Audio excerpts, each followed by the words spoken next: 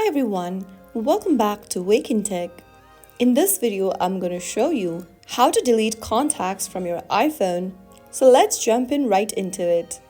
First of all, unlock your iPhone and open up the Contacts app. Once you find the Contacts app, tap on it to open it up and then scroll through your contacts or use the search bar at the top in order to find the contact you want to remove. After searching for the contact you want to delete, tap on the contact name and then this will open up their details. In the top right corner, tap on Edit. Scroll to the bottom of the screen and tap on Delete Contact.